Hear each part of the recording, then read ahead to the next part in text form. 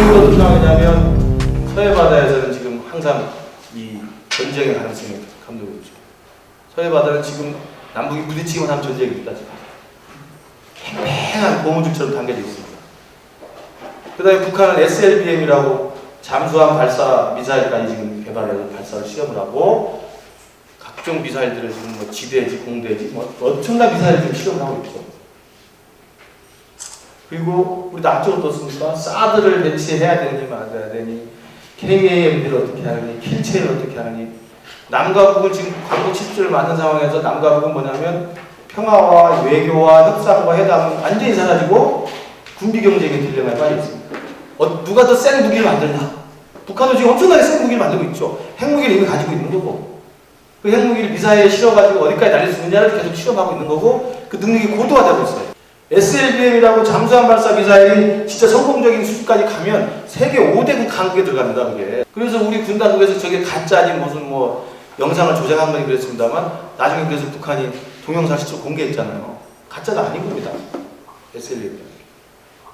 그러니까 우리도 그럼 사드 한 포대에 2조 원씩 하는 걸 배치해서 북을 괴멸시키자. 이거 아닙니까? 그러니까 한반도에는 이미 군사주의와 군사주의, 안보와 안보, 무기와 무기가 지금 맞부딪히고 있는 거지. 여기 평화가 어디 있습니까? 여기 대화가 어디 있고 협상이 어디 있고 외교가 어디 있습니까? 심각한 거예요. 사실 메르스도 무서운 거지만 저는 최근 1년 사이에 한반도의 이 군비 경쟁과 한반도의 안보 딜레마를 보면서 정말 심각하다고 봐요. 이게 전쟁으로 가는 길입니다. 전쟁으로. 군비 경쟁의 끝은 어디냐면 전쟁이에요. 1차 세계대전, 2차 세계대전 독일과 영국이 군비 경쟁에서 결국 뭐합니까? 군비 경쟁을 하면 할수록 전쟁밖에 풀 필요 없는 거예요. 제가 동북아에 됩니다만 동북아가 그래서 우리 한반도가 그런 군비 경쟁과 군사적 긴장의 앞자리로 그냥 끌려가니까 동북아 전체가 그런 방향으로 가는 겁니다. 지금. 동북아는 기본적으로 안정성과 불안정성 같이 가고 있죠. 안정성 같이 가고 있다. 안정성은 경제적 측면과 사회문화적 측면에서 안정적이고 정치 군사적으로는 불안정하다고 볼 수가 있는데요. 자세히 보면 세계 3대 경제권으로 이미 동북아는 뭐 약진하고 있습니다. 그러니까 한국과 중국과 일본 이 세 나라 정도만 경제 교육 규모를 봐도 저 나프타 북미 경제권하고 EU 경제권을 능가할 정도는 아니지만 비등비등한 정도가 되는 거예요. 그러니까 한국, 중국, 일본이 서로 왔다 갔다 하는 인적 교류가 엄청나요. 그러니까 아마 지구상에 그러니까 조선 전에 그러니까 고려부터 시작해서 아마 이 동북아 세 나라가 생긴 이후로 이렇게 활발한 교류가 있는 거 없을 거예요. 아마 당나라 때 신라방이 있고 무슨 뭐 이것저것 했다 그러지만 그 이상입니다. 지금 이 한중일 세 나라가 왔다 갔다 하는 건. 그러니까 경제적인 교역, 그 다음에 사회문화적인 교류, 방문 이런 건 엄청나게 안정적으로 가고 있는데 문제는 이제 금방 말씀드린 군비 경쟁이 가장 치열한 지역입니다. 자, 아시아 국가를 보면요, 이 엄청나게 중국, 그 다음에 일본, 인도는 또 왜냐면 중국하고 경쟁해야 되니까. 그 다음에 우리 한국도 만만치 않죠. 북한도 만만치 않죠. 그러니까 우리 전 세계는 1990년대 이후에 사회주의가 붕괴하면서 냉전이 끝난 다음에는 유럽이나 좀 북미 쪽은 군비 경쟁이 떨어집니다. 군사비가. 근데 유일하게 이 아시아만 군비가 굉장히 올라요. 가장 치열하게 겁니다. 그 다음에 이질적인 정치적 대처가 되는 일이죠. 한국과 중국과 일본이 서로 같은 나라 같지만 서로 교역을 많이 합니다만 다 틀립니다. 그러니까 정치 경제 시스템이 서로 이질적이에요. 그러니까 EU라고 하는 나라, 유럽이라고 하는 나라가 그나마 유럽 통합으로 가가지고 통합의 방식 정신으로 이렇게 갈 수 있었던 것은 그 유럽이라는 나라의 대부분의 정치 문화 또는 경제 체제 또는 역사적 가치 이런 것도 되게 동일하기 때문에 동일하게. 근데 한국과 중국과 일본은 완전히 다르죠.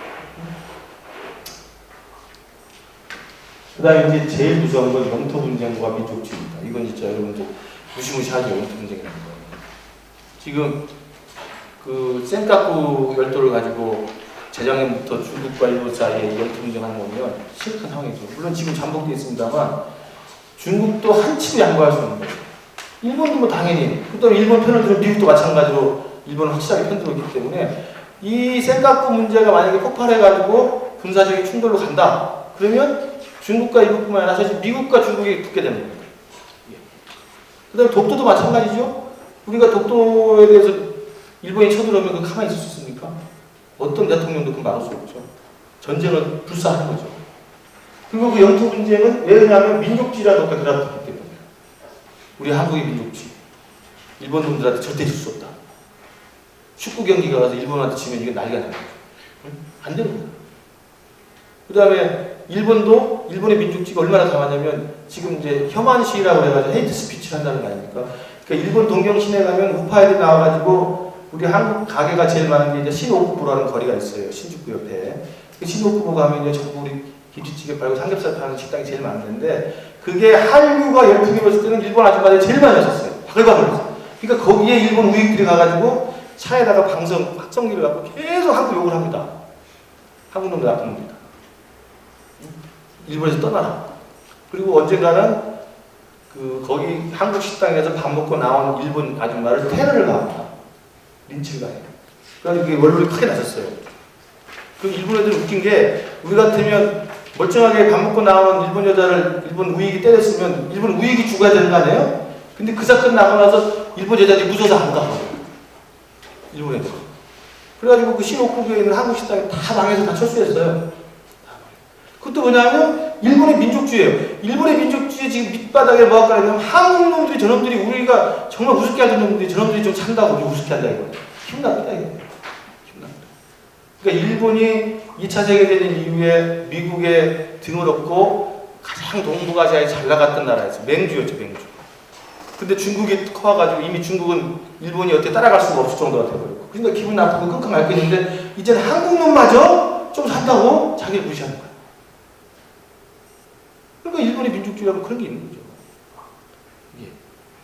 그럼 뭐 중국 민족주의가 없나? 중화민족주의라는 게. 중국의 중화민족주의는 모든 게 자기가 세상의 중심입니다. 세상의 중심. 그렇기 때문에 뭐 일본이 좀 잘 산다고 깝죽깝죽대고 한국이 좀 그런다고 축구에서 이거 말이 안 되는 거예요. 그러니까 중국의 민족주의도 엄청난 이 우월성과 자존심이 강한 그런 민족주의예요. 그러니까 한국과 중국과 일본의 민족주의 내셔널리즘이라는 것은 폭발력이 굉장히 강합니다. 폭발력이. 이들이 어떤 영토 분쟁을 맞부딪히면 이건 치명적이죠. 양보할 수 없죠. 응? 그 다음에 북한 문제, 대만 문제라고 하는 이 동네에 이 지역에 안보 이슈가 있는 거죠. 안보 이슈. 북한 문제는 뭐 여전히 지금도 뜨거운 핫 이슈고 대만 문제 역시도 지금은 잠복했지만 대만 해협에서 만약에 중국과 대만 사이에 분쟁이 터졌다. 그러면 당연히 미국은 자동적으로 대만을 지원하게 돼 있습니다. 그러면 미중 간의 전쟁이 되는 거예요. 제가 나중에 사드 이야기 드리겠습니다만 사드가 문제가 되는 게 바로 대만 문제라는 것이 지금도 남아있기 때문에 사드가 평택에 배치돼서 중국의 대대만 미사일 능력이 줄어든다면 중국은 참을 수가 없는 겁니다. 그 다음에 이렇게 정치 군사적으로 갈등이 심하고 민족주의에다가 영토 분쟁에다가 복잡한 게 있는데 그렇다면 그걸 알고 각국이 서로 간에 조금 평화를 중시하고 서로 협력하는 노선으로 가야 되는데 그게 아니고 서로 상승적으로 공세적인 얘기를 갖고 있다. 서로 끝까지 한번 가보자. 중국의 지금 시진핑이 말하는 신형대국관계라는 거. 신형대국관계라는 게 내용은 뭐냐면 옛날 냉전 시대에 미국과 소련처럼 하진 않겠다는 거예요. 냉전 시대 미국과 소련처럼. 왜냐하면 냉전 시대 미국 소련은 전쟁 불사를 외치면서 군비 경제를 끝까지 해가지고 소련이 망한 거 아닙니까? 그러니까 지금 시진핑이 말하는 신형대국관계는 냉전 시대의 미소 두 관계는 아니다. 그래서 이것은 첫 번째 중요한 거예요. 싸우지 않겠다는 거예요. 중국이 미국하고 싸우지 않겠다. 대항하지 않겠다. 부딪히지 않겠다. 윈윈하겠다. 협력하겠다. 이런 거거든요. 그러나 그 신형대국관계가 싸우지 않겠다는 것을 말을 하면서도 시진핑의 신형대국관계는 뭐냐면 중국의 핵심 이익, 바이탈 인터스트죠. 핵심 이익을 미국이 해치는 것을 용납하지 않는다. 핵심 이익을. 그러면 중국의 핵심 이익의 가장 대표적인 게 뭐냐면 쌀가루 같은 거, 영토의 문제입니다. 영토. 영토를 건드린다? 이건 용납이 안 된다는 거죠. 그러니까 중국의 시진핑의 신형대국관계도 사실은 전쟁을 하지 않겠다는 분위기는 있지만 미국이 우리를 잘못 건드리면 우리도 가만히 있지 않겠다는 거거든요. 이게 상당히 이것도 전투적인 거고요. 일본은 뭐 전쟁을 하고 싶어서 지금 뭐 건수만 있으면 하겠다는 거니까. 특히 한반도 상황에서 북한이나 핵 문제나 이런 게 좀 상황이 터져가지고 문제가 생기면 지금 일본은 그걸 대비하는 거 아닙니까? 한반도 유사시에 자기도 전쟁을 할 수 있는 보통 국가가 되겠다는 것이고 그것을 위해서 집단적 자위권을 지금 해석을 합헌적으로 했고 미국하고 미일 가이드라인을 개정해가지고 언제든지 한반도에 개입할 수 있게 해놓은 거 아닙니까? 일본은 전쟁할 준비가 돼 있고 하고 싶어 안달이 난 나라예요. 응? 왜냐하면 일본은 한 20년 동안 경제가 침체됐잖아요. 20년 동안 경제 계속 깔아지면서 분위기도 깔아앉고 사람이 기분도 나쁘고 일본 사람들이 한국 사람들 우습게 하니까 막 짜증도 나고 그러는데 전쟁을 한번 해보고 싶은 거예요. 경제 침체에 국민적인 이 가라앉은 정서, 가라앉은 그 자존심을 한 번에 끌어올리는 게 바로 전쟁이에요. 일본의 지금 이른바 적극적 평화주의, 역사 수정주의라는 게 우리가 뭘 잘못했느냐. 그러니까 일본 사람들 만나서 일본 사람들 분위기를 보면요. 그 20년 동안 경제가 깔아앉아가지고 기분 나쁜 데다가 그런데 계속 한국 애들은 와갖고 너 뭐 잘못했다 사과해라. 그러니까 일본에서 그런 거예요. 도대체 뭘 또 사과하는 거냐 이거야. 그게 바로 역사 수정주의입니다. 아베 가면 역사 수정주의. 더 이상 우리가 역사를 패배의 역사를 보지 않잖아요. 그 역사 수정주의를 기반으로 해서 자기들의 자존심을 세우고 거기에 기반한 적극적 평화주의, 포지티브 피시즘이란 뭐냐면 이제 우리도 평화를 위해서 전쟁을 할 수 있다는 이야기예요. 전체 지금 동북아에서는 이제 전쟁이 나기만을 바라고 있고 오바마도 이른바 이제 아시아 중시 정책, 아시아를 더 이상 좌시하지 않겠다. 그 이야기 뭐냐면 중국이 너무 컸기 때문에 중국이 더 이상 크는 것을 우리가 용납 못하겠다는 게 오바마의 아시아 정책. 오바마가 재임하자마자 맨 처음 간 나라가 미얀마입니다. 미얀마에 가서 미얀마에 엄청난 대규모 경제 원조를 약속하고 미얀마를 미국의 가장 친한 나라로 만듭니다. 그리고 또 필리핀을 친미화시켜가지고 필리핀에 지금 미군 기지를 새롭게 건설하고 있죠. 베트남 그렇게 미국하고 전쟁까지 했습니다만 지금 미국이 베트남에 공을 엄청 들여가지고 베트남을 중국에 반대하는 선봉장으로 삼고 있습니다. 지금 남중국해에서 지금 중국이 영토분쟁 벌이고 있는 게 바로 베트남하고 필리핀이거든요. 그러니까 미국 입장에서는 중국하고 대리해서 싸울 수 있는 놈들 키워주는 거예요. 계속. 베트남하고 필리핀 돈 줄 테니까 군사 대줄 테니까 중국하고 싸워봐라. 이거거든요. 근데 그런 측면에서 미국은 철저하게 아시아 중시 정책이라고 하면 중국을 누른다는 정책입니다. 중국을 누른다. 더 이상 크기 전에 오바마의 아시아 중시 정책, 대중국 견제 정책이죠. 중국은 한판 해보겠다는 거예요. 일본은 전쟁하고 싶어. 얘는 뭐 우리 김정은은 또 그 와중에서 뭐 있으면 한번 해보겠다는 거 아닙니까? 그리고 이 양반은 뭐야? 어? 아무 생각 없는 거고. 그러니까 동북아시아는 전반적으로 다 전쟁과 대결과 갈등의 구조로 가는 거예요. 어느 한 나라도 앉아가지고 야 평화가 중요하다. 협력으로 가자. 이거 없다는 거죠. 이 예언이라고 그러는데 중국이 자기가 전쟁을 수행할 수 있는 자기 지역으로 보는 겁니다. 이게 A2AD라고 해서 중국의 이제 군사 전략인데 반접근 지역 거부 전략이에요. 이건 뭐냐면 제1노련선과 제2노련선을 그어놓고 이 안에 있는 데는 자기의 적국이 들어오지 못하도록 하는 거야. 아예. 저기 자기 땅이다 보는 거 자기 땅이다. 그게 안티옥세스 에어리프트니까 접근을 거부하고 아예 그 지역에 들어오는 걸 거부한다고. 최근에 발표한 제1노련선은 이게 괌까지 포함되어 있습니다. 그 뭐냐면 태평양을 반분하자는 거예요. 태평양도 이제는 미국 땅이 아니다. 언제까지 태평양을 니들 다 먹을래? 나랑 나눠 갖자는 거예요. 그러니까 태평양까지도 이제는 중국이 제2노련선으로 방어해가지고 자기 에어리어로 확장합니다. 전쟁 지역으로 확장하는 겁니다. 저기에는 미국이 못 들어오게 하겠다는 거죠. 그러면 태평양이 본래 자기 앞바다라고 생각했던 미국 입장에서 보면 이렇게 제2노련선을 키우면 중국이 계속 미국 이 지역을 들어오는 거죠. 중국이라는 나라를 국경을 맞대고 있는 나라를 전부 친미화시키는 겁니다. 아까 말한 이제 필리핀, 베트남, 미얀마, 그 다음에 탄탄탄 있죠? 카자흐스탄, 키르기스탄, 우즈베키스탄. 거기가 전부 가장 친미적인 나라들입니다. 그러니까 미국이 오바마 행정부는 어떻게 하면 중국과 국경을 맞대는 나라에다가 군사기지 만들고 돈 대주고 뭐 깔아주고 무기 팔아가지고 중국을 견제하는 거죠. 철저하게. 중국이 잘 알죠. 잘 아니까 중국은 계속 키워나가고. 그 다음에 그 경제적인 그 지역 공동체도 TPP라고, 미국은 TPP라고 해서 중국을 배제하고 중국을 압박하기 위한 미국 중심의 환태평양 경제 파트너 협정을 맺자는 게 TPP고, 거기에 한국도 들어가고 있는데 지금 우리 정부가 고민하고 있어 못 들어가고 있는 거고, 일본은 뭐 가장 먼저 들어가야 돼요.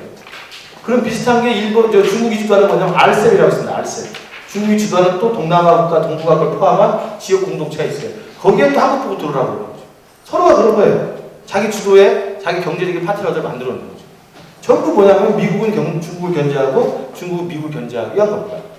그런 동북아 지금 뭐 보면은 정치적으로, 군사적으로, 이질적인 정치 경제 체제, 군사적인 갈등, 영토 문제, 민족주의, 북한 문제, 대만 문제, 외교 노선이 공세적이고 중국과 미국이 서로 군사적으로 이렇게 서로 상충하고 있고 이런 것들을 보면 동북아의 미래가 어떻게 될 것이냐 낙관론과 비관론이 엇갈립니다. 일부에서는 동북아의 미래는 현재의 유럽이 될 것이다. 그러니까 현재 유럽은 어떤 유럽이에요? EU로 통합된 유럽이잖아요. 그러니까 동북아의 미래가 평화와 협력과 통합의 현재 유럽이 될 것이라는 건 낙관론이고 아니다. 동북아의 미래는 전쟁과 적대와 갈등의 과거 유럽이 될 것이다. 이건 비관론이죠. 과거 유럽은 불과 70년 전에 유럽은 1차 세계대전과 2차 세계 연거푸 겪으면서 1,500만 명 이상이 죽습니다. 1,500이 뭐예요? 2차 세계 1,500이니까 1차 세계 한 450만, 한 2,000만이 죽어요. 한 나라가 적당히 나면 2,000만 명이 죽는다고. 그게 언제적도 아니야. 불과 70년 전이잖아요. 지금 종전 70주년이라고 러시아하고 중국이 한다는 거 아닙니까? 그러니까 동북아가 과거 불과 70년 전에 세계대전을 겪었던 그런 지역처럼 동북아가 갈 것이냐. 아니다. 지금처럼 통합된 유럽으로 갈 것이다. 이게 지금 팽팽히 맞서고 있는 거죠. 여러분 유럽을 한번 가보세요. 유럽 가보면 진짜 EU 통합 유럽이라는 게 너무 실감나는 게 영국에서 불란서 가고 불란서에서 독일 가고 독일에서 스웨덴 가는데 여권 검사를 한 번도 안 합니다. 그냥 우리가 여기서 서울에서 대전 갔다가 부산 가는 거 똑같은 거야. 그냥 한 번도 검사를 안 해. 우리가 상상하기 힘들 정도의 하나의 유럽 되어 있는 건 사실은 불과 70년 전에 수천만이 죽었기 때문에 그런 거예요. 수천만이 죽어봤기 때문에 야 우리 이렇다가 다 죽는다. 다 죽는다. 전쟁만큼 해서는 안 된다. 이게 이 사람들한테 뼈저린 거죠. 2천만이 죽어나갔으니까. 그래서 전쟁을 하지 말자는 것이 통합의 유럽으로 가는 겁니다. 그러면 동북아가 미래가 어떻게 될 것이냐. 여러분들 생각 어떻습니까? 이게 저는 팽팽히 맞습니다고 보는데 일단 그 학문적으로 좀 설명을 해보면 국제정착에서 이게 지금 이 동북아 상황이 이제 가장 중요한 건 미중 관계 아닙니까? 미중 관계. 미국이 앞서가는 패권 국가고 중국이 그걸 지금 추월하고 있어서 중국이 미국을 따라잡으면 전쟁이 난다고 보는 거거든요. 미중 사이에. 그걸 이제 패권 전이론이라고 패권 전이론. 파워 트랜지션이라고 해가지고 패권이 바뀌면 전쟁이 난다고 보는 거예요. 네덜란드가 패권을 잡았을 때 스페인이 따라잡으면 전쟁이 났었고 스페인이 잡았던 걸 포르투갈이 추월하면 전쟁이 났었고 포르투갈이 했던 패권을 영국이 잡으면 전쟁이 났었고 영국이 잡았던 패권을 미국이 가져갈 때 세계대전이 난 거예요. 그러니까 매번 유럽에서도 패권 국가, 헤게모니 국가가 있었고 헤게모니 국가를 추월하는 또 다른 헤게모니 국가가 이걸 따라잡으면 전쟁의 방식으로 질서가 바뀌는 거거든요. 전쟁이. 그걸 패권전이 이론이라고 합니다. 파워 트랜지션 시스템이라고 그러는데 이 패권전 이론에 따르면 이게 그 똑같은 거죠. 지금 동북아에서 미국이 패권 국가, 여기 중국이라는 나라가 막 엄청나게 커지면서 미국의 패권을 위협하고 있는 거죠. 그래서 중국의 패권이 미국을 따라잡아서 추월하면 전쟁이 난다고 보는 거예요. 그럴 때 이 패권전 이론에 따라서 전쟁이 나는 건 두 가지 조건입니다. 두 가지. 하나는 추월하는 나라가 기존 패권 국가를 따라잡아야 돼요. 그래서 중국이 미국을 따라잡을 수 있느냐 없느냐가 또 논란이 벌어집니다. 일부 학자는 따라잡는다. 일부 학자는 절대 못 따라잡는다. 패권 전이론에 따라서 전쟁이 나는 경우 첫 번째 조건이 실현 강국이 기존 강국을 따라잡아야 됩니다. 근데 중국이 미국을 못 따라잡으면 전쟁은 안 납니다. 두 번째는 실현 국가가 기존 패권 국가를 따라잡은 다음에 자기가 패권 국가가 되다 보니까 미국이 잡아놓은 미국이 만들어놓은 질서가 영 불만인 거야. 그러니까 기존의 질서가 불만이어야 돼요. 그래야 전쟁을 방식으로 질서를 바꾸는 거거든요. 그러니까 두 가지입니다. 중국이 미국을 따라잡을 수 있느냐 없느냐. 그 다음에 중국이 봤을 때 지금 미국 주도의 팍스 아메리카나, 미국 주도의 질서가 중국에게 만족이냐 불만이냐. 이 두 가지 관건이 향후에 미국과 중국 사이의 전쟁이 나는지 안 나는지를 가늠하게 된다. 이 말이에요. 동북아시아가 그래서 미중 사이에 전쟁이 나지 않고 적절하게 협력과 연대의 방식으로 가서 동북아가 좋은 방향을 갈 수도 있고, 그렇지 않고 진짜 중국이 미국을 따라잡고 중국이 불만을 가지고 세계 패권을 가지고 이 질서를 바꾸기 위해서 전쟁을 일으킬 수도 있는 거고, 동북아의 미래는 두 가지 경우가 다 있다고. 그래서 그러면 동북아 평화협력을 위해서 우리가 가야 되는 거 아닙니까? 그러니까 동북아가 그런 구조예요. 지금 미중이라는 기본적인 갈등 구조가 있고, 거기에 미국에 딱 달라붙어서 거기 미국과 일체화되어 있는 일본이라는 또 전쟁 지향의 나라가 있고, 동북아에 또 가장 말썽꾸러기 북한이라는 나라가 한반도 있고 이런 상황에 지금 동북아 있기 때문에 우리 당연히 한국은 이 동북아가 미중 사이의 전쟁으로 가지 않고 그다음에 중일 사이의 전쟁으로 가지 않고 북한 문제가 전쟁으로 풀리지 않고 평화롭게 가기를 우리는 원해야죠. 동북아가 평화협력으로 갈 수 있도록 해야 되는데 가장 큰 문제 아까 말한 미중관계. 미중관계가 협력과 경쟁으로 가는 협력과 연대로 가느냐 아니면 갈등과 적대로 가느냐의 문제가 가장 크고 동북아가 그러니까 평화의 방향으로 가야 된다. 이거 누구나 다 동의하는 거죠. 그럼 가야 되는데 우리 한반도는 뭐 할 거냐? 우리 한국은 뭐 할 거냐? 근데 냉정한 건 그거예요. 냉정한 건 우리 한국이 나서서 저 미중 구조, 미중관계 구조, 중일관계 구조, 동북아 전체의 구조를 우리가 바꿀 수는 없습니다. 우리가 할 수 있는 것은 그렇지만 동북아가 평화의 방향으로 가도록 촉구하는 또 평화에 가도록 촉진해내는 그런 촉진자 역할을 하잖아요. 촉진자. 해결은 못하지만 지금의 이 국면 동북아가 가능하면 평화의 방향으로, 가능하면 협력의 방향으로, 가능하면 통합의 방향으로 갈 수 있도록 우리가 계속 주장하고 요구하고 힘을 보태고 촉구해내고 촉진하고 자극하자. 그걸 할 수 있거든요. 그걸. 아까 제가 말씀드린 대로 2005년, 불과 10년 전 2005년을 우리가 나서가지고 북한을 끌어내고 우리가 나서서 미국을 설득하고 우리가 나서서 중국을 설득해서 육자되면서 9.10 노선을 꺼내냅니다. 9.10 노선에 나온 것만으로 핵문제는 훨씬 더 협상의 길로 가는 거예요. 그리고 불과 10년 전에 우리가 나서서 남북관계를 풀어가. 그래서 상암동기장에서 30만 명 으쌰으쌰 해봐요. 남북이 같이 다니고 이 한반도 길을 들고 우리 민족끼리 외치고 조선을 하나다 하면 한반도가 평화의 기운이 확 상승하죠. 그럼 한반도의 평화의 상승은 어떻게 돼? 동북아가 평화의 지수가 올라가지. 그럴 거 아니에요. 그럼 일본도 어디 가서 부릴 데가 없어. 한반도가 일단 평화로운데. 근데 지금 뭐 북한이 SLBM을 쏜다, 사드를 놓는다, 서해 바다에서 얘네를 내려온다, 북한이 미사일을 쐈다. 그럼 일본은 가만히 있어봐라, 좀 기다려봐라 이거죠. 그러니까 한반도가 평화의 방향으로 가는 것이 동북아 전체의 평화의 방향에 중요한 물꼬를 틉니다. 그걸 DJ가 있고 노무현 때는 했죠. 노무현 때 했어요. DJ는 워낙 이 생각이 깊고 오랫동안 전문가와 경륜이 있기 때문에 했고 노무현은 좀 개개가지고 했지. 스타일이 다르죠. 노무현은 부시 행동을 만나가지고 부시 만나가지고 개혁 거의 반을 협박해가지고 끄집어낸 거야. 그렇지만 그 뒤로 MB 와가지고 뭐 박근혜 와가지고 지금 미국 하자는 대로 하는 겁니다. 미국이 지금 북핵 문제 풀고 싶은 마음이 뭐가 있습니까? 풀 필요가 없지. 아까 말한 미국의 피보트 아시아에서 중국을 압박하려면 북핵 문제가 풀리는 게 좋아요? 그대로 있는 게 좋아요? 말을 해봐. 북핵 문제가 풀리는 게 좋아? 그대로 있는 게 좋아? 있는 게 좋지, 미국에서는. 그래야 무기도 팔고, 그래야 일본을 끌어내죠. 지금 미국의 아시아 정책은 한미일 3자를 완전히 일체화시킵니다. 그게 바로 MD 체계고, 일본은 뭐 거기 스스로 들어가고 돈 다 대고 지금 돈도 대주고 몸도 대주고 다 하고 있는 거죠. 전쟁만 나라. 근데 지금 한국이 지금 애매한 위치에 있는 거예요. 그러니까 미국 입장에서는 지금 사드를 한국에 배치하는 순간 드디어 한국이 중국 편을 들 수가 없습니다. 그러니까 사실은 미국이 저렇게 나서가지고 오는 곳마다 사드 이야기 하는 게 미국이 언제부터 우리 북한의 핵무기 위협을 걱정했다고 와서 갑자기 사드를 놓으면 핵무기 괜찮아진다고 이야기. 걔들이 걱정한 적이 없어. 사드를 놓는 순간 한국은 중국으로 갈 수가 없는 구조가 되어버리는 거예요. 이미. 근데 지금 우리는 계속 중국하고 미국 사이에 눈치를 봐야 되는 상황이잖아요. 너희가 중국 편에 설래, 미국 편에 설래 정해라. 이제는 결단을 해라. 그렇기 때문에 오바마가 아베 편을 들은 거예요. 오바마 이놈이 내가 볼 때는 난 좋은 놈인 줄 알았는데 별로 좋은 놈이 아닙니다. 8년 전에 오바마하고 지금 오바마 얼굴을 보죠. 얘가 배려를 했어요.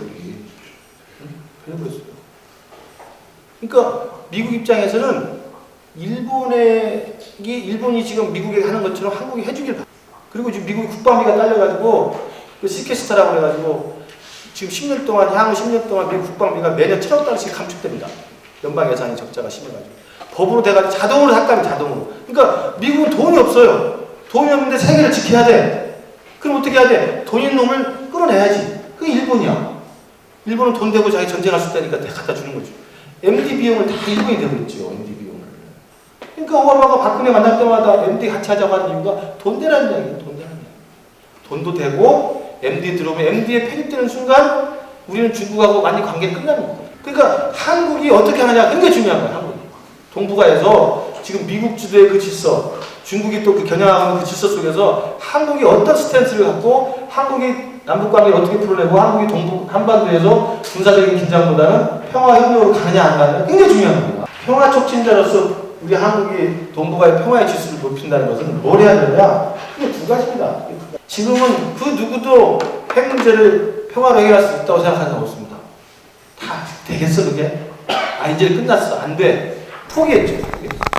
그럴 때 우리 한국이 끝까지 나서서 핵 문제를 외교와 협상과 평화로 해결할 수 있는 것을 보여주는 거예요. 중국도 미국도 맞아. 근데 지금 이게 또 어느 순간 핵 문제를 아예 협상을 우리가 포기하고 평화적인 해결을 이제는 기대도 안 하게 되버렸죠. 그래서 사실은 동북아 평화에서 우리 한국이 기여할 수 있는 평화 촉진자의 첫 번째 역할은 핵 문제의 평화적 해결을 포기하지 않는 거예요. 포기하지 않는 거. 두 번째는 장기적으로 평화적인 통일을 달성하는 겁니다. 우리 한반도도 전쟁을 했었고 전쟁을 해서 350만이 죽어나갔던 이 한국전쟁의 상처가 있습니다. 그런 전쟁의 역사에도 불구하고 남과 북이 보니까 전쟁을 하지 않고 피를 흘리지 않고 평화롭게 통일이 되더라 라고 보여주면 한반도 전체가 평화의 지수가 올라가죠. 그리고 동북아가 평화의 지수가 올라가고 미국과 중국과 일본 놈들이 아이고 그래 쟤들 저런 거 보니까 평화가 오는 거야 라고 생각하게 되는 거죠. 그러니까 실제로 우리 한국이 동북아의 지를 불안정 속에서 우리 역할을 할 수 있고 평화 촉진을 할 수 있는 것은 핵 문제를 평화롭게 해결하는 거죠. 그 다음에 평화로운 통일을 달성하는 거. 이게 두 개밖에 없다는 거예요. 사실 최근 몇 년 동안 보면 다 포기하고 있죠. 북핵 문제 지금 이미 사실은 군사주의로 가서 강대 강이 붙어가지고 군비 경쟁을 해보겠다는 겁니다. 북핵 문제를 평화적으로 해결했다는 데 누가 있습니까? 육자회담 하냐면 누가 있어요? 그냥 군사력으로 한번 붙어봐가지고 지는 놈 죽자는 거 아닙니까? 지금 남쪽 사람이 북한 사람을 존중하고 이해하고 보듬어 안아야 돼. 북한 사람도 남쪽을 인정하고 이해하고 보듬어 안아야 돼. 그래야 평화로운 통일이 되지. 5천만하고 2,500만 명이 섞여 사는 거 아닙니까? 응? 이 통일이 무슨 지리적 통일이 되는 게 아니잖아요. 우리가 영토가 들어간 통일이 되는 게 아니잖아요. 북한 사람과 남한 사람이 서로 같이 사는 거잖아요. 통일이. 평화 통일이라는 거죠. 근데 지금 상황에서 생각해보세요. 북한이 오늘 무너졌어. KBS 뉴스 속보가 떴어. 시청자 여러분, 김정은이 무너졌습니다. 속보가 떴어. 그 다음에 이제 통일이 되나? 평화로운 통일이 될까요? 지금? 북한이 무너졌다. 그럼 이제 종편부터 시작해서 조준동에서 이제 어떻게 해야 돼? 북으로 올라가자. 응? 올라가자. 올라가서 깃발 꽂고. 그 다음에 어떻게 하겠어요? 북에서 김정은 체제에 부역한 놈들 다 처벌하자. 부역하면 처벌하자고 할 거 아니에요? 그 주장을 종편에서 할 거야, 안 할 거야? 생각해봐. 대답해봐요. 당연히 하지. 그 다음에 새누리당이나 보수적인 국회의원들 국회 나와서 입법 조치하는 거지. 소급 입법을 해서라도 노동당에 부역한 놈들은 다 처벌하고, 이 처벌이라고 말하지 않을까? 아마 단죄하고 뭐라고 해야 돼? 우리 종북 세력 하듯이 처단하자 그럴까요? 처단하자. 안 그러겠냐고 지금 이 상황에서. 바로 지금 이 상황에서. 그러면 북한에 지금 2,500만 명 중에 노동당 당원 비율이 한 10% 됩니다. 그럼 250만 명이 당원이에요. 그 중에 그럼 초급당 간부 정도에서 군당 비서 정도까지만 하더라도 적어도 한 5만 명은 될 거예요. 5만 명. 그러면 조중동이나 이 여의도의 보수적인 국회의원들이 입법해가지고 소급 입법해서 노동당에 부역한 사람들 잡아가지고 적어도 군당 책임비서 이상, 군당, 시당, 도당부터 이제 중앙당의 부부장급에서 하면 한 5만 명 된다고 하면 5만 명 어떻게 할 거예요? 죽여? 죽여야 아마 직성이 걔들이 무슨 바보입니까? 5만 명이 죽는다는데 5만 명만 그렇습니까? 또 나머지 이런저런 사건 해가지고 뭐 해가지고 이제 처벌한다고 할 거 아니에요? 그럼 우리나라의 교도소를 몇 개를 더 지어야 돼? 남아프리카 공화국에서 만델라가 흑인 대통령이 돼가지고 그 전에 백인 조건들을 단죄할 때 진실과 화해위원회라는 걸 만듭니다. 진실과 화해. 그러니까 과거 청산 하긴 해야 되잖아. 과거 청산할 때 남아공이 만델라가 했던 건 뭐냐면 진실과 화해위원회에서 하는 것은 뭐냐면 역사적인 진상을 규명해요. 진실을 밝혀. 그러지만 처벌하지 않고 화해합니다. 그게 진실과 화해위원회야. 응? 그래서 백인 정부에서 흑인 정부로 바뀌었지만 유혈 사태가 나지 않습니다. 피를 흘리지 않아요. 몽골도 마찬가지야. 제가 작년에 몽골에서 온 국립대학 교수가 세미나를 같이 들어갔는데 몽골도 민주화됐잖아요. 그래서 몽골이 지금 북한에 뭐 가르치고 싶은 게 많은 거야. 몽골 국립대학 교수가 평양에서 왔다 갔다 하는 사람인데 몽골도 인민혁명당이라고 해가지고 공산당이 일당 독재하다가 민주화 시위에서 뒤집어집니다. 뒤집어져가지고 민주화가 돼. 민주화가 됐지만 민주화 된 이후에 그 새로운 민주화 세력, 그러니까 새로운 그 자유주의 정권이 어떻게 하냐면 구공산당, 인민혁명당을 단죄하지 않습니다. 단 인민혁명당의 일당 독재 권한을 헌법에 삭제해. 그거 다당제로 만들고 그 민주화된 이후에 인민혁명당도 n분의 1로 선거에 나올 수 있게 해줘요. 지금 그런 방향이니까 사실 진상은 규명하고 진실은 밝히되 대규모 처벌이나 대규모 보복은 이루어지지 않는 게 과거의 지금까지 사례를 보면 가장 아름다운 평화적인 접근 교체가 되는 거거든요. 예. 그런데 지금 우리의 남한사의 분위기, 우리 남남 갈등의 분위기, 우리의 이 정치 지형에 있어서의 이른바 보수적인 사람의 지배력, 언론의 지배력, 이걸 생각해보면 북한이 무너진다 한들 그럼 평화로운 이행이 되겠냐 이거죠. 화해를 하고 용서를 할 수 있겠느냐 이거죠. 절대 되지 않는다. 평화로운 통일? 안 되는 거죠. 그 다음에 사실 여러분들 안산통일포럼이나 되니까 와서 북한을 좀 이해하지 않게 하는 거지. 밖에 나가보세요. 여러분들 그만하면 누가 시도 맥히나. 그러면 우리만 그래요? 우리만 그래? 남쪽만 그러나? 북쪽은 안 그럴 것 같아요? 북쪽도 요즘에는요, MB 5년 지나면서 남쪽이라면 학을 떼요, 학을 떼요. 그러니까 남쪽의 구성원들도 전반적으로 북한을 미워하게 됐고, 북쪽의 구성원도 전반적으로 남쪽을 미워하게 됐어요. 이게 계속 커가는 거야. 한쪽은 역적 패당이라고 하고, 한쪽은 종북몰이 하면서 하는 거죠. 서로가 마녀사냥을 하는 겁니다, 지금. 이 구조가 지금 고착화되고 있어요, 고착화. 이 상황에서 무너지면 뭐 할 거야, 북한이. 무너지면 뭐해? 지금 저한테 제일 중요한 건 통일이 되느냐 안 되느냐 아니라 평화로운 통일이 가능하냐, 피스풀이 가능하냐는 거예요. 공산당이 됩니다. 공산당. 민주화된 다음에도, 동독이 민주화된 다음에도 자유선거에 의해서 투표하지만 상당히 구동독 공산당의 상당이 돼. 그건 당연한 거예요. 지금도 러시아가 민주화되고 소련이 해체됐지만 러시아 공산당 국회의원이 나옵니다. 북한도 무너졌다 칩시다. 무너지면 북한의 자유선거를 해. 자유선거를 하면 뭐 일당이 뭐 새정령이 되든 새누리가 되든 3당 4당은 노동당이 됩니다. 왜? 한 2,500만 중에 아무리 공산당이 싫다고 하지만 공산당 보수 당원들이 있거든. 그러면 민주화가 돼서 통일이 돼가지고 북한의 자유선거를 했는데 자유선거에서 통일된 선거의 국회에 북한 노동당 후보가 당선이 돼서 국회에 됐다. 이걸 우리 남쪽이 참을 수 있을까 이거죠. 서독은 그걸 인정합니다. 서독은 동독이 민주화된 다음에 자기들의 자유로운 선택에 의해서 후동독 공산당을 국회의원으로 만드는 걸 인정해줘요. 우리 남쪽은 어떨까요? 민주화된 북한에서 선거를 했는데 또 노동당 간부가 국회의원 배지를 달고 김규식이랑 같이 여의도에 들어간다 이거야. 여의도 갈 수 있냐 이거지. 저 못 간다고 합니다. 못 간다고. 평화로운 통일이 굉장히 어렵습니다. 특히 우리 같은 나라에서. 평화로운 통일. 여러분 뭐 통일 그러면 막 축복이고 뭐, 통일만 되면 다니까 천만의 말씀이에요. 절대 그렇지 않습니다. 통일의 순간은 옵니다. 그리고 갈수록 지금 오고 있지. 북한의 경제가 나아지고 있고 북한의 시민들이 의식이 지금 나아지고 있고 북한이 개방이 되고 있기 때문에 제가 볼 때는 통일의 순간이 옵니다. 그리고 북한이 민주화됩니다. 바뀌어요. 그 제가 볼 때 눈앞에 보여요. 2030년 이전에 옵니다. 자, 우리 시대에 오는 거야. 통일의 순간이. 근데 통일의 순간이 왔는데 평화로운 통일이 안 되면 어떡할 거냐. 45년에 우리가 해방이 되잖아. 일제로부터 해방이 됩니다. 그래서 막 남대문이고 어디 광화문 길거리에 나와서 만세 부르고 너무 좋았지 해방. 근데 해방되고 어떻게 됐습니까? 3년 만에 남쪽과 북쪽에 따로 정부가 쓰고 5년 만에 전쟁이 나가지고 450만이 죽잖아요. 그게 해방입니까? 그게 해방. 해방이 축복이었습니까? 아니 대답을 해봐. 해방이 축복이냐고. 아니었잖아요. 해방은 바로 분단과 전쟁으로 이어져가지고 450만이 죽습니다. 그리고 지금까지 분단이 되고 있는 거예요. 똑같은 거야. 통일이 축복이라고 말하면 안 돼. 통일은 옵니다. 축복이라고 말할 수 있으려면 축복으로 만들 수 있는 우리 준비가 돼야 돼. 근데 그 통일이 축복이려면 평화로운 통일을 해야 된다. 동독과 서독이 합치듯이. 똑같은 통일이지만 예멘은 또 통일이 평화로운 통일이 안 됐잖아요. 예멘은 남예멘과 북예멘이 결국은 내전을 벌여서 900명이 죽고 피를 흘리고 통일이 됩니다. 그리고 그 피를 흘리고 통일이 된 뒤에도 지금도 예멘은 개판이잖아요. 그러니까 통일이 꼭 좋은 게 아니에요.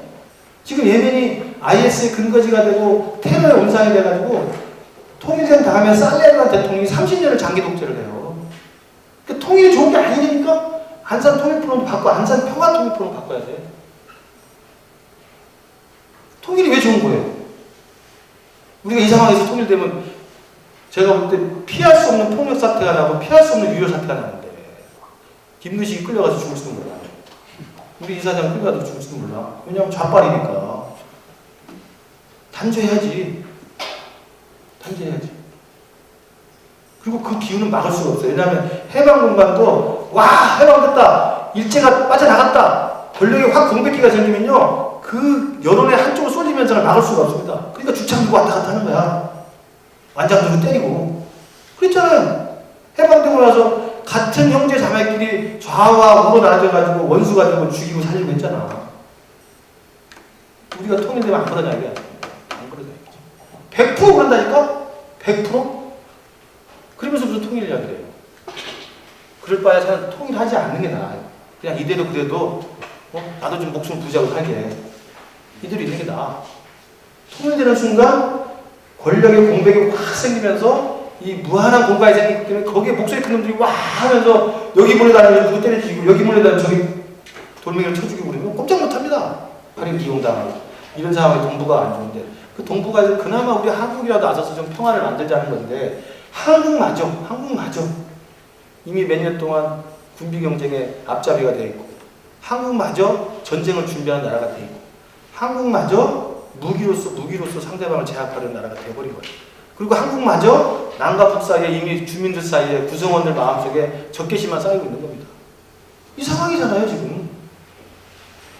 어떡할 거예요? 저 희망이 없다고. 제가 매일 술 먹는 이유가 그 희망이 없으니까. 술이라도 먹어야지. 무슨 희망이 있어요? 제가 배지를 달았어요. 제가 무슨 대통령이 됐어요. 안 되잖아. 물론 제가 대통령이 된다면 문제 해결할 방법이 있어요. 제가 7월달에 당을 만들려고 했어요. 야당은 희망이 있기 때문에 김현희 의원 만나보겠다. 저 야당에 무슨 희망이 있습니까? 아무 희망이 없죠. 박근혜가 싫어 미쳐 사람이 죽어. 싫어 죽겠어. 그래서 싫어서 고개를 확 돌리면 야당이 더 싫어. 그래서 새누리 영구집권 이야기 나오는 거 아닙니까? 여당으로 안 됩니다. 희망이 없어요. 희망이 없어요. 제가 지난 19대 때 안 들어간 게 천만다행이야. 쪽팔려 죽겠어. 저는 그래서 대한민국이 한반도의 이 평화를 담지해내고 평화를 고양시켜내고 그것이 동북아 전체 평화의 기운들을 증진시킬 수 있으려면 심각한 고민이 필요한 겁니다. 이미 7년 동안 완전히 시대 역행적으로 온 거야. 이런 바보짓이 없어요. 이게 멀쩡한 나라가 아닙니다, 사실. 세계 교역 10대 규모입니다, 우리가. 무역으로 12위권에 하나 드는 나라예요. 10위권에 드는 무역 나라가 서해 가보세요. 백령도 가보고. 그 다음에 우리나라 조금 한 발자국 떨어져서 보세요. 이게 한반도의 정상인가. 평화라는 단어가 사라진 지가 오래지. 그러고도 아무도 평화를 이야기하지 않아. 그리고 평화를 이야기하면 손가락질해. 저 빨갱이. 그 평화는 북한 이야기 아니야. 우리는 우리대로 북한을 그냥 때려 죽이고 싶고 북한은 북한을 남쪽이라고 그냥 학을 뜨고 그렇다. 이런 상황에서 뭘 하겠습니까? 그래서 저는 굉장히 참담하다. 근데 참담한데 희망은 더 없다. 왜 야당이 그렇고 진보주의이 그렇고 계속 똥가요.